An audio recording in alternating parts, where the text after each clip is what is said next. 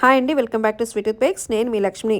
ఈరోజు మీకు చాలామంది నన్ను ఎప్పటి నుంచో అడుగుతున్న chocolate fudgy crinkle top brownie with sizzling ఎట్లాగో చూపించిపోతున్నాను. అది ఎలాగో చూద్దాం. ఒక గిన్నెలోకి మైదా, కోకో పౌడర్, కార్న్ఫ్లోర్, కొంచెం సాల్ట్, బేకింగ్ పౌడర్ వేసి జల్లించుకోవాలి.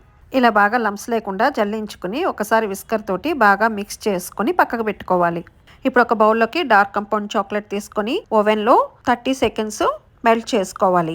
ఓవెన్ లేని వాళ్ళు స్టవ్ మీద అయితే కింద ఒక బౌల్లోకి వాటర్ పెట్టుకుని పైన ఒక బౌల్లో చాక్లెట్ వేసుకుని వాటర్ దాంట్లోకి పడకుండా మెల్ట్ చేసుకోవాలి. మెల్ట్ చేసుకున్నాక బటర్ వేసుకుని బాగా విస్క్ చేసుకోవాలి. ఇలా బాగా విస్క్ చేసుకున్నాక దీంట్లో మిల్క్ మేడ్ వేసుకుని బాగా కలుపుకోవాలి.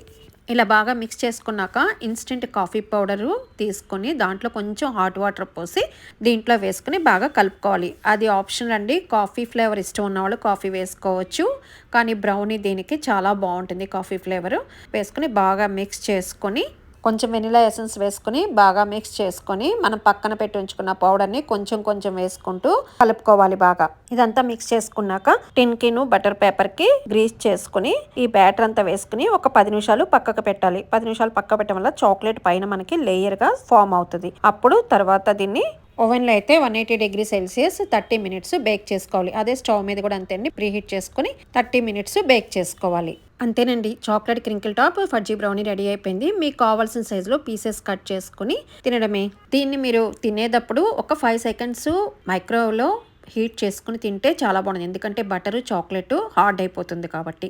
ఇప్పుడు సిజ్లింగ్ బ్రౌనీ ఎలా చేయాలో చూద్దాం. ఇది సిజ్లింగ్ ఎట్లా చేయాలంటే మనం సిజ్లింగ్ ట్రేస్ దొరుకుతాయి కదా, ఈ ఐరన్ ట్రేని బాగా హీట్ చేసుకోవాలి. హీట్ చేసుకుని అలా ప్లేట్ దాంట్లో పెట్టుకొని మీరు చేసుకున్న బ్రౌనీని దాంట్లో వేసుకొని దానిపైన వెనిలా ఐస్ క్రీమ్ వేసుకొని మీ దగ్గర సిజ్లింగ్ ట్రే లేనప్పుడు ఇంట్లో ఎప్పుడైనా మీకు తినాలని వేస్తే మన ఇంట్లో ఉండే దోశల తవ్వ ఐరన్ దాని మీద కూడా ఇంట్లో వరకైతే చేసుకోవచ్చండి.